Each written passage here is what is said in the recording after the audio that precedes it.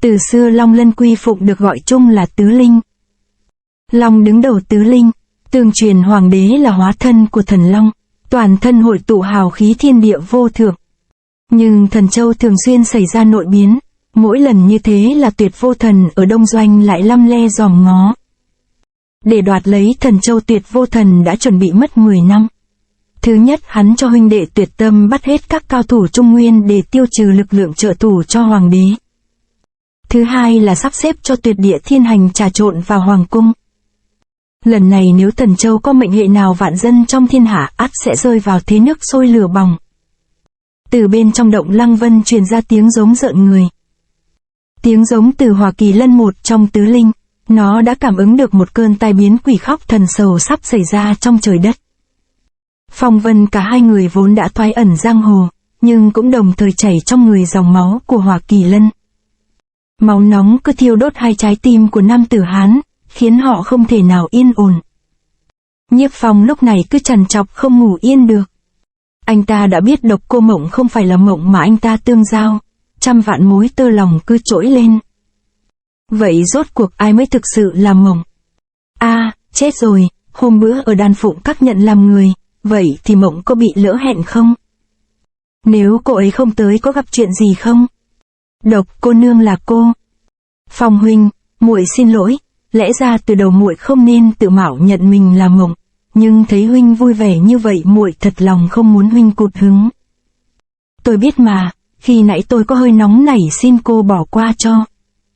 Muội nói thật ra với huynh là bởi vì ở cùng huynh mấy hôm nay muội đã yêu huynh rồi. Vừa nghe thấy đối phương bày tỏ, Nhiếp Phong đỏ mặt cúi đầu. Phong huynh hãy nhận lời muội, xin hãy nói mãi mãi bên muội, đừng rời xa muội. Phong huynh, gương mặt diễm lệ, môi đỏ như son, sự quyến rũ đến mê hoặc đang ở ngay trước mắt, nhưng Độc cô nương xin đừng làm vậy. Huynh không thích muội sao? Không, hai ta làm sao có thể như vậy? Muội hiểu rồi. Dù cho Nhiếp Phong dùng lời khéo léo giải thích, nhưng một cái đẩy tay đó đã làm Độc Cô Mộng hiểu tất cả.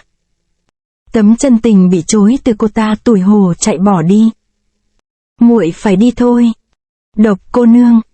Câu gọi dịu ngọt khiến cô ta dừng bước, trong lòng ôm một tia hy vọng mong manh. Cô có thể nói cho tôi biết ai đã kể hết chuyện giữa tôi và Mộng cho cô nghe.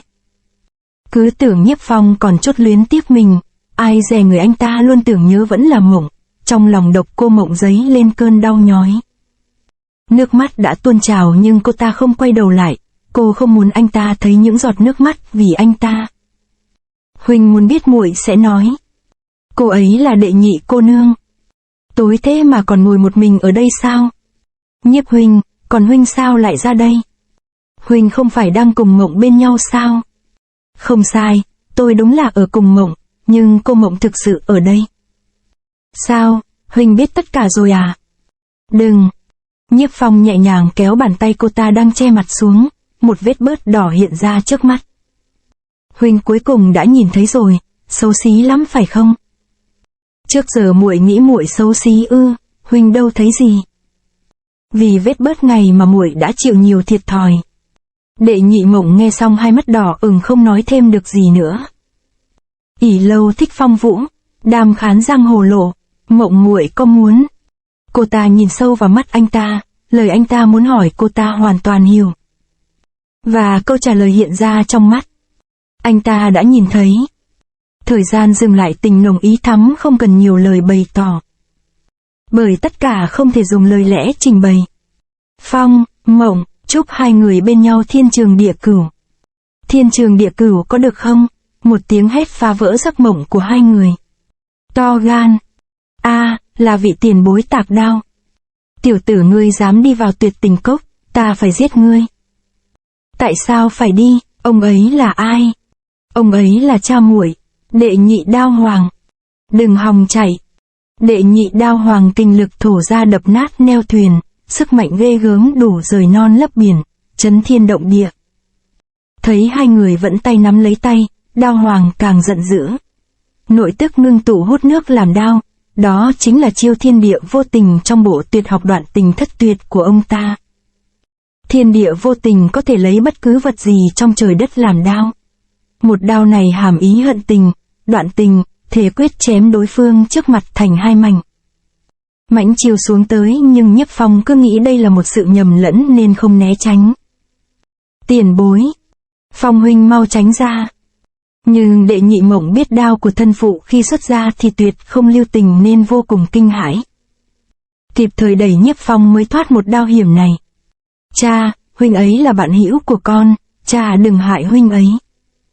Hừ, ta không phải đã từng bảo con đoạn tuyệt thất tình sao? Đao Hoàng nói rồi vung tay tát vào con gái chẳng chút nương tình. Tiền bối cớ sao đối xử với cô ấy như vậy? Tiểu tử ngươi là ai? Tại sao xông vào Đoạn Tình Cốc? Có quan hệ gì với đứa con gái này của ta? Tiền bối hiểu lầm rồi, xin nghe vãn bối. Giải thích thật nực cười, một loạt câu nói của Đao Hoàng tuôn ra mà chẳng cho Nhiếp Phong có cơ hội trả lời. Bởi vì ông ta từng thề bất cứ ai bén mảng tới gần con gái ông ta đều phải chết, người đáng chết thì chẳng cần phải trả lời. Đao Hoàng dùng nội lực vạch ra một đường rẽ xuống mặt nước hồ, đầu đường rẽ lao băng băng vào Nhiếp Phong, đó chính là một chiêu trong Đoạn Tình Thất Tuyệt. Nộ trảm tình ti. Tiền bối có gì xin từ từ nói. Đao Hoàng dù sao cũng là thân phụ của Mộng nên Nhiếp Phong không muốn rút đao xung đột chính diện, chỉ dùng thân pháp khoái tuyệt tránh né. Nhưng nộ trảm tình ti thế đao chưa dứt lao tiếp 20 trượng nữa gặp phải đá mới dừng lại. Đao kình lợi hại thật. Ông ta là đao thủ mạnh nhất mình gặp từ trước tới giờ.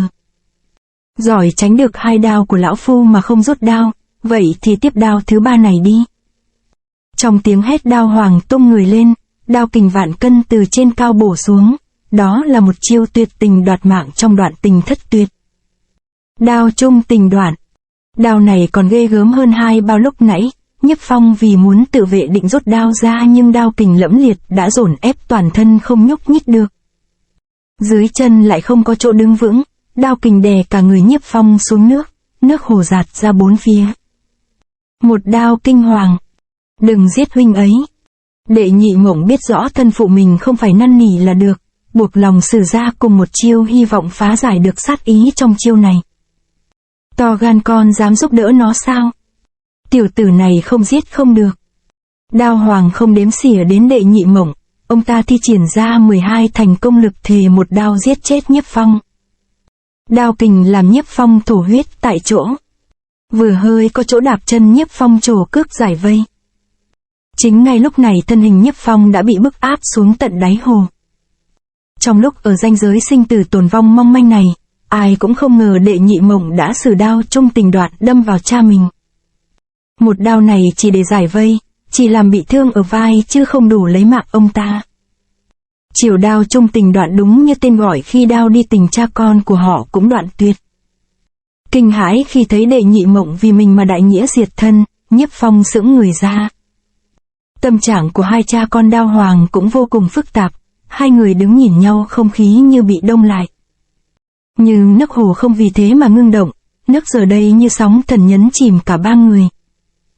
Xúc sinh. Trong cơn phẫn nộ Đao Hoàng đánh mạnh vào con gái ông ta. Rồi một cước đá vào Nhiếp Phong. Con bất hiếu, đau khi nãy thực ra là bất đắc dĩ, giết con đi. Nhưng xin cha đừng giết anh ấy là người tốt. Xúc sinh, tình là đại kỵ của người luyện đao, tao đã bảo mày tuyệt đối đừng vướng tình sao mày lại không nhớ lấy. Con biết, có điều con không tự kiềm chế được. Đao Hoàng cũng là người lụy tình nghe xong lập tức thử người ra.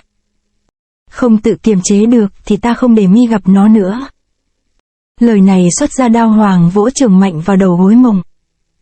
Rắc một tiếng xương đầu gối Đệ Nhị Mộng vỡ nát. Thương lại thêm thương trong đau đớn cô ta đã ngất xỉu tại chỗ. Tiểu tử đó một ngày chưa chết thì mày sẽ chưa yên phận. Đao Hoàng nói rồi lập tức nhảy vào trong nước. Nhưng qua một hồi tìm kiếm mà chẳng thấy Nhiếp Phong đâu. Chết tiệt, lần sau ta gặp mi thì đừng trách. Đao Hoàng tức tốc quay trở lên bờ. Đoạn Tình Cốc đã trở thành hữu tình cốc, tuyệt đối không thể giữ lại thêm chi nữa. Trong cơn thịnh nộ Cao Hoàng tung chưởng vào vách đá. Tình là khổ, tình là nợ, tình là sầu, tình là hư không, vì tình ngu si một đời, chi bằng vô tình. Đoạn Tình Cốc vốn do ông ta dựng nên giờ cũng do một tay ông ta phá hủy, cho thấy ý chí sắt thép của ông ta. Giống như năm ấy mải mê luyện võ mà vợ bỏ đi, ông ta thẳng tay giết vợ. Lại nói về Nhiếp Phong, anh ta lẽ ra đã có thể nối duyên với Mộng Ai dè mộng đẹp thành ra ác mộng. Tiểu tử này luận tính tình tư chất đều tốt, đáng tiếc ông trời không theo ý người. Trong lúc cảm khái, một luồng nội kình đã từ trường tâm của Chư Hoàng truyền thẳng đến đan điểm của Nhiếp Phong. Nhiếp Phong chợt tỉnh lại. Tiền bối Mộng cô nương, cô ấy đâu rồi? Đừng lo lắng, lão Đao Hoàng yêu đứa con gái nhất, không có gì xảy ra đâu. Tiền bối, Vãn bối không hiểu tại sao Đao Hoàng vừa thấy Vãn bội đã muốn đưa Vãn bối vào chỗ chết. Người có điều không biết, năm ấy bị vợ bỏ, ông ta đã thẳng tay giết vợ, sau đó bắt con gái ở Đoạn Tình Cốc không cho quan hệ với bên ngoài. Đoạn Tình thất tuyệt quả đúng là bá đao vô song, nhưng buộc tiểu nữ không sinh tình, sống như ni cô luyện đao thì thật tội. Nhiếp Phong giờ đây biết được cảnh cô độc của Mộng thì không khỏi đau xót. Tôi không thể để cô ấy như vậy, tôi phải đi tìm cô ấy. Đừng quá kích động, ngươi thử vận công xem. Nhiếp Phong dừng bước thử vận khí thì đúng là đau nhói ở đan điền. Khi nãy ta giúp ngươi trị thương, phát hiện ngươi đã bị đao trung tình đoạn làm trọng thương, chuyến này đi chỉ có chết. Đao làm nhiều năm khổ luyện tiến bộ nhiều hơn, sức ngươi chẳng khác nào trứng trọi đá. Nhiếp Phong bàng hoàng khi nghe Chư Hoàng nói. Vậy sau này tôi không thể gặp cô ấy nữa sao? Tiểu tử không cần nóng vội, hãy xem sáng đao của ta đây. Ô, tiền bối cũng là cao thủ về đao. Đao ý tùy sáng, ý tùy tâm sáng, tầm tùy ngã sáng, sáng tức thị đao, đao tức thị sáng. Chư Hoàng tung người lên không trung múa tuyết ẩm, đao ảnh vẽ lên sáng ngời, miệng ông ta còn đọc khẩu quyết. Trong muôn vàn ảnh đao ẩn ẩn cho thấy Chư Hoàng sử ra 3 đường đao pháp, đó là chém dọc, tùy quán thiên địa, chém ngang, hoành nhãn thiên hạ, chém xéo, tà khẩn trường sinh. Nhưng mà Chư Hoàng hành đao cực kỳ chậm. Rốt cuộc là vì quá béo mập mà chậm, hay vì ông ta muốn Nhiếp Phong nhìn cho rõ? 3 đường đao pháp sử ra xong, Chư Hoàng thu đao thở phì phò như heo. Phì, tiểu tử, đao pháp của ta thế nào? Nói thật, mỗi đường đao của tiền bối đều tựa như có vô số hậu trước, sang ý vô tận, uy lực vô cùng. Hảo nhãn lực, mới xem qua đã nhận ra ưu điểm của sáng đao, ngộ tính cực cao, tin chắc yếu quyết thành chiêu ngươi cũng nghiệm ra rồi.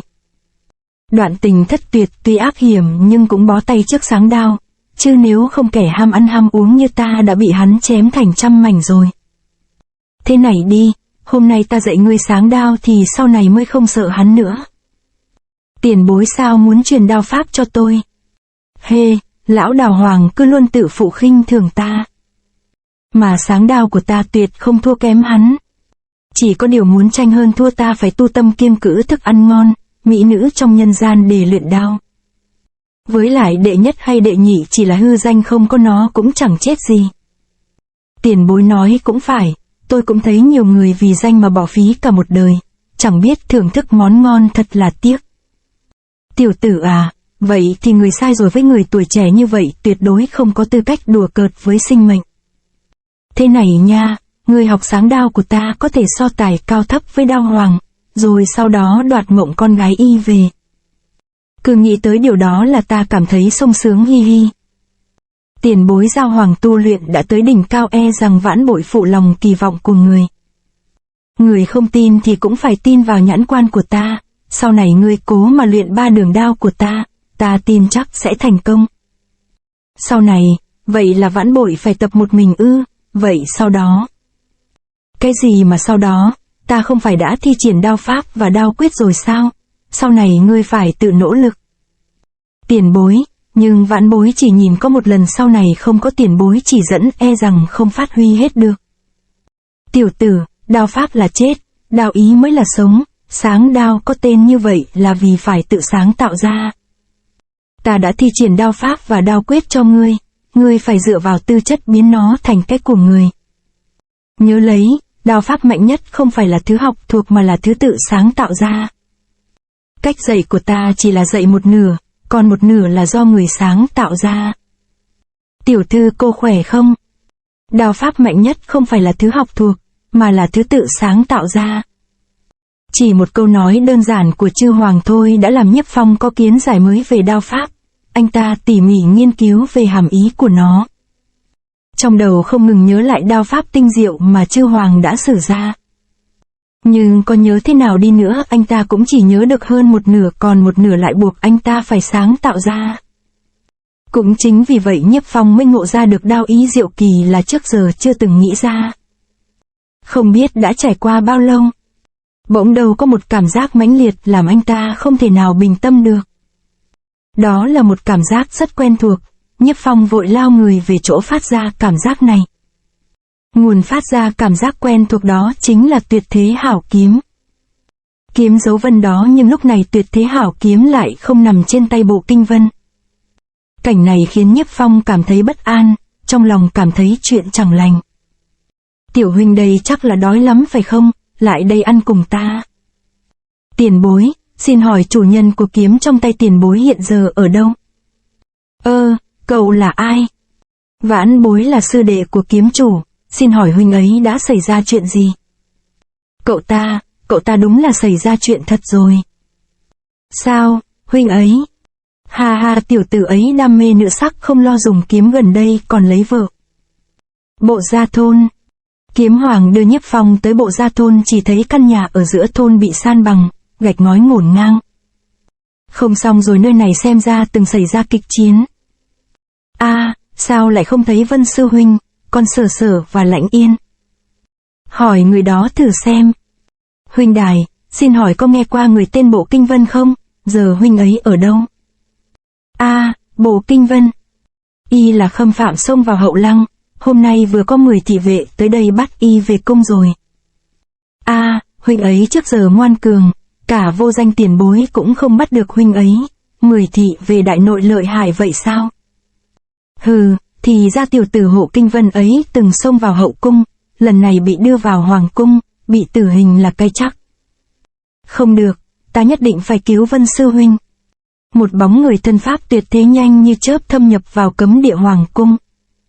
Đó là Nhiếp Phong. Bên trong hoàng cung có một nơi rất ít người biết tới, dùng để giam cầm trọng phạm. Bố trí cạm bẫy trước giờ chưa ai sống sót trở ra, nơi đó là thất trùng địa ngục. Nhiếp Phong nhất định tới cứu y. Vì đây là số mệnh của chúng. Thiên kiếm đã bị phế võ công, chủ công nghi ngại nhất hai tên mới nổi này, chúng ta buộc phải giết chúng. Phật tổ từng dạy địa ngục chi khổ bất khả thuyết, bởi người phàm chỉ cần nghe đến cái khổ ở địa ngục ắt sẽ sợ vỡ mật mà chết. Vậy mà ngay trong đại điện này lại có một thất trùng địa ngục, ý nói còn ghê gớm gấp 7 lần địa ngục. Nơi này được dùng để giam cầm trọng phạm, Bộ Kinh Vân từ khi bị 10 đại nội thị vệ bắt sống thì giam ở đây. Nhưng dù địa ngục có đáng sợ đến đâu thì vẫn có một người vì Bộ Kinh Vân sẵn sàng xông vào địa ngục. Người đó chính là Nhiếp Phong. Khinh công của Nhiếp Phong không những qua được tầng tầng lớp lớp canh gác, mà còn vào được tới cửa thất trùng địa ngục. Bộ Kinh Vân tứ chi và cổ bị xích khóa lấy, thêm khí nóng từ dưới đất bốc lên làm nước trong người bốc hơi, anh ta chịu đau khổ còn hơn trong địa ngục. Phòng nơi đây cơ quan trùng trùng không khác gì địa ngục, đệ đừng xuống mà mất mạng, mau đi đi. Vân sư huynh, đệ đã xông vào cấm địa thì đã sớm biết gặp nguy hiểm. Ôi, ta cứ làm liên lụy đến đệ. Nhiếp Phong cũng không nói nhiều nữa, tức thời đảo mắt quan sát trong ngoài địa ngục. Trên vách địa ngục có vô số lỗ sẵn sàng khiêu chiến với bất cứ ai muốn vào cứu người. Nhiếp Phong từ nhỏ sinh trưởng trong thiên hạ hội dày đặc cơ quan nên anh ta cũng có kiến thức về mặt này. Bởi từ những lỗ đó sẽ phóng ra vô số ám khí, Nhiếp Phong đã liệu trước điều đó. Nhiếp Phong vẫn đang im lặng quan sát địa thế. Phong, đệ thấy rồi đó, nơi này giống như một giếng sâu, nhảy xuống rồi không có đường thoái lui đâu. Tuy vậy Nhiếp Phong vì cứu Kinh Vân mà bất chấp tất cả, tuyết ẩm trong tay rơi xuống trước. Có vượt bên ngoài xâm phạm vào, cơ quan tầng thứ nhất bắn ra vô số ám khí. Đồng thời ám khí ở tầng thứ hai cũng xả ra như sung, cũng khó ngăn được tuyết ẩm. Nhưng tuyết ẩm đao kình lực vô song thế như trẻ tre lao thẳng xuống. Tiếp theo là đến tầng thứ ba. Trăm ngàn mũi tên trường thương trùng điệp đan lại thành lưới, tuyết ẩm cuối cùng cũng bị kẹt lại. Cơ quan khởi động cả địa ngục vang lên tiếng ầm ầm chói tai, làm rung chuyển cả địa ngục. Đồng thời từ các tiểu đình phóng ra 7 bóng người. Họ đều là cao thủ, chức trách là đưa kẻ đột nhập đến cực lạc và niệm kinh siêu độ cho các tội phạm sau khi chết. Thất trùng địa ngục đã 10 mấy năm chưa có ai đến cứu người. Không những đường lui của Nhiếp Phong bị chặn, mà cơ quan khi khởi động thì bộ kinh vân thân cũng lâm vào hiểm cảnh. Chỉ thấy bộ kinh vân bị nhấc lên không, còng ở tứ chi và cổ siết vào cảnh tượng như bị ngũ mã phanh thây. Nhiếp Phong định mượn đao mở đường nhưng giờ không còn đường lui đành phải cầm lấy đao. Đao nắm trong tay phá hết lưới thương dày đặc bên dưới. Qua được 3 lớp cơ quan 4 bên bỗng trống thoáng vô cùng. Nhưng cơ quan tầng thứ 4 và 5 đồng thời khởi động, ngàn vạn ám khí từ tứ phía bắn vào Nhiếp Phong như mưa châu chấu. Thân hình đang rơi xuống gấp nhưng Nhiếp Phong trong nhất thời cũng không biết chống đỡ thế nào. Trong lúc nguy cấp bỗng nhớ lại sáng đao mới được chư hoàng truyền thụ, anh ta dùng đao thi triển. Thông quan thiên địa, hoàng nhân thiên phu, tà khẩn thương sinh. Một đường đao pháp liên hoàn chém ra phối hợp không chút sơ suất phá giải hết thảy ám khí. 6 tầng cơ quan may mắn phá được, nhưng tầng thứ 7 lại khởi động. Thật bất ngờ cơ quan tầng thứ 7 không nhắm vào kẻ đột nhập, mà nhắm tiêu diệt trọng phạm, 2 trụ băng sắc như dao đâm vào người bộ kinh vân. Nhiếp Phong thấy vậy thất kinh tuyết ầm rời tay phóng đi. Vân sư huynh, vừa đúng lúc chặt được chú băng bắn tới từ phía sau. Nhưng một trụ băng khác đã xuống tới mặt kinh vân không đao nào đỡ được. Nhưng Nhiếp Phong vẫn còn một bàn tay. Trụ băng bén nhọn xuyên qua bàn tay. Nhưng băng không chịu nổi huyết hỏa nên tan hết. Huyết hỏa rơi xuống mặt kinh vân, anh ta thầm cảm thấy có lỗi. Tuy vậy Nhiếp Phong vẫn cầm đao chiến đấu tiếp. Tuyết ẩm đao dễ dàng chém đứt dây xích khóa bộ kinh vân. Vân sư huynh ta đi thôi. Hy sinh một tay để cứu mạng một bằng hữu, đúng là hảo hán. Đáng tiếc tiểu tử này đối đầu với chủ công chúng ta vẫn phải chết. Tuyệt địa thiên hành nhìn thấy Phong Vân không khỏi tiếc nuối. Phong tay đệ bị thương rồi. Chỉ là vết thương nhỏ thôi. Dùng cái này băng lại đi. Cảm ơn huynh. Đệ hãy đi trước đi, ta còn phải đi cứu Sở Sở và Lãnh Nhiên. Không, đệ đến đây thì phải cùng huynh trở ra, muốn đi thì cũng đi. Nhiếp Phong tới giờ mới biết bộ kinh vân bị bắt là do 2 cô gái đó bị đem ra uy hiếp. Hê, 2 người đều không cần phải đi đâu. Cửa ngục bật mở, thất kiếp lạt ma ảo tới khí thế vô cùng hung mãnh. Đồng thời sau lưng có kình phong cuồn cuộn, 2 người nhìn lại thấy có nhiều bóng người phi thân xuống. Người tới là 9 trong 10 thị vệ thân cận của hoàng đế, mỗi người đều kiêu dũng thiện chiến, trong tay họ là song đao chém xuống người Phong Vân. Địch đông ta ít, hai ta phải chia nhau đối địch, đám mang đao đó để cho đệ. Cẩn thận, ta từng giao đấu với chúng, tất cả đều là cao thủ nhất đẳng. Đặc biệt là tên đó. Hắn là kẻ đứng đầu thập đại thị vệ, hiếm khi rút đao nhưng một khi đao đã rút ra thì rất khủng khiếp. 2 người ngầm giao ước với nhau rồi chia ra hành động. Lúc bộ kinh vân tới gần thất kiếp lạt ma thì phát sinh kỳ biến. Mắt đang hoa lên thất kiếp lạt ma đã tung quyền đấm tới. Bộ kinh vân do bị thương nên phản ứng chậm, tức thì trúng chiêu liên tục. Nhưng anh ta vẫn kiên cường nhịn đau trả miếng. Ở bên này Nhiếp Phong sử ra đào chi yểu yểu trong Ngạo Hàn Lục Quyết, trong nhu có cương một đao chọi với 9 người 18 đao, tiếng va chạm không ngớt. Nhưng đám người này phối hợp thật nhuần nhuyễn khiến Nhiếp Phong điêu đứng. Nhiếp Phong tiếp đó vận bộ đao pháp tuyệt thế mua đao mong phá được vòng vây. Đáng tiếc 18 thanh đao vẫn cứ liên tiếp vây lấy anh ta. Bộ kinh vân thương tích đầy người hoàn toàn khó chiếm được thế thượng phong. Vừa sắp ngã xuống một quyền như búa tạ hùng hổ lao tới. Một quyền này tuyệt đối có thể đập nát đầu bộ kinh vân. Đúng lúc này hai mắt bộ kinh vân bỗng sáng bừng lên. Máu nóng sôi trào kích thích anh ta. Cơ bắp tăng lên cuồn cuộn. Không biết từ đâu sức mạnh tràn vào cánh tay kỳ lân đang đỏ ửng, quyền mang theo lửa đấm mạnh vào lạt ma. Quyền thế quá mãnh, lạt ma không chịu nổi. Thế đi chưa hết, ông ta còn bay thẳng lên trên. Tiếp đó lửa bốc phừng phừng. Thấy đồng bọn chết thảm, các lạt ma vô cùng kinh hãi. Ngay lúc này ánh mắt Bộ Kinh Vân bốc lửa như một người khác. Thấy đối thủ khí thế cường hãn, 6 lạt ma toan lùi bước. Ai dè Bộ Kinh Vân như một bó lửa lướt qua chỗ lạt ma. Bởi vì anh ta chỉ muốn giải vây cho Nhiếp Phong. Đám đới đao thị vệ nghe có hơi nóng phía sau vội đưa đao lên chém. Bộ Kinh Vân chẳng tỏ ra sợ sệt, cánh tay Kỳ Lân vung ra đỡ lấy. Tiểu tử này xem ra chẳng tầm thường, toàn thân đỏ hồng như lửa. Y có được ở đâu sức mạnh kinh người như vậy? Bộ Kinh Vân trong nháy mắt đã dẹp được đám thị vệ qua một bên. Để tránh đối địch từ bốn phía, anh ta và Nhiếp Phong bèn áp sát tường. Sắc mặt huynh xấu quá, chuyện gì vậy? Ta thấy toàn thân như lửa đốt, ta muốn. Huynh mau bình tĩnh lại. Máu trên cánh tay Kỳ Lân đã lan đi khắp thân thể, ắt sẽ phát điên. Nếu không trừ chúng, khó lòng thoát được. Nhiếp Phong biết máu cuồng điên có thể làm sức mạnh tăng lên, nhưng để lâu thì khó khống chế được. Để đệ giúp huynh, mau khí vận đan điền xem có giàn lại được không. Cả bọn lạt ma và đới đao giờ đang ngây ra nhìn Phong Vân. Nội lực của chúng đang tăng lên, phải tốc chiến tốc thắng mới được. Thiên đao sát. Sau tiếng hiệu lệnh, đám thị vệ nhất tề phóng đao ra. Những thanh đao đồng thời bắn tới, hòng gắn chặt hai người vào tường. Bộ Kinh Vân vội đưa tay Kỳ Lân đẩy đao ra. Nhưng đao đầu lão đại nhanh như chớp rút đao ra, trông oai nghiêm như thiên tướng nhà trời buông đao hàng phục yêu ma. Đao thế cuồn cuộn như sóng dữ ập xuống đầu Bộ Kinh Vân. Trong thế ngàn cân treo sợi tóc, Nhiếp Phong đưa đao lên đỡ lấy. Đao thế ngàn cân ép tuyết ầm nhấn vào người Bộ Kinh Vân. Cánh tay Kỳ Lân phát đỏ, Bộ Kinh Vân tung quyền đấm vào sườn đao lão đại. Đao lão đại thổ huyết tại chỗ, đánh trả một cước rồi mượn thế lui ra. Ỷ đồng hiếp yếu, có còn là thập đại thị vệ không? Ai dám vào cấm cung? Lõa, đây là Kiếm Hoàng.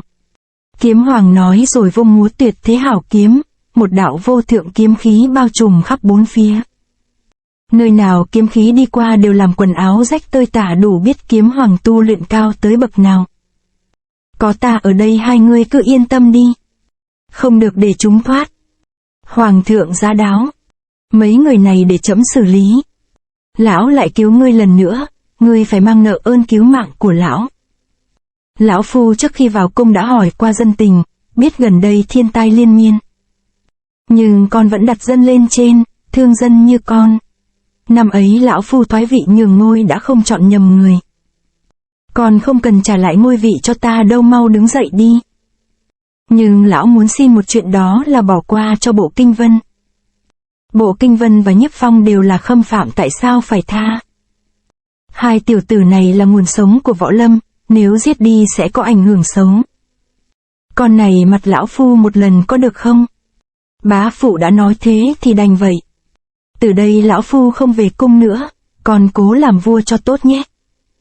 Sau khi Kiếm Hoàng đi, hoàng đế nghĩ lại mình phải một vai gánh cả Giang Sơn, thật mệt mỏi. Hoàng thượng đừng lo, nếu không muốn làm hoàng đế nữa thì có thiếu gì người thay. Ta có thể được thay thế sao? Ý của ngươi là ngươi không cần làm vua nữa. Hoàng đế quay đầu lại thấy người trước mặt mình là một người giống hệt mình, rõ thấy kế hoạch của Vô Thần Tuyệt Cung đã tích cực tiến hành. Kiếm Hoàng thuyết phục được cả hoàng đế, ông ta là thần thánh ư? Đừng nói nhiều nữa, mau rời khỏi đây thì hơn. Phong Vân hai người được trao lệnh bài thông hành vội đi cứu Sở, Lãnh Yên ra rồi cũng đi về cổng thành phía đông. Chẳng ngờ khi vừa bước tới gần cổng thành, một luồng sức mạnh kinh thiên động địa phá nát cánh cửa thành, mảnh vỡ văng khắp nơi. Hê, ta tới rồi đây. Ông ta đã tới, trong đống đổ nát, dáng người vạm vỡ đứng sừng sững. Ông ta có lẽ là kẻ mạnh nhất, ông ta thể quyết đưa dân Trung Nguyên xuống địa ngục. Ông ta muốn đánh vào Phong Vân một đồng chí mạng, hung mạnh nhất từ trước tới giờ. To be continued.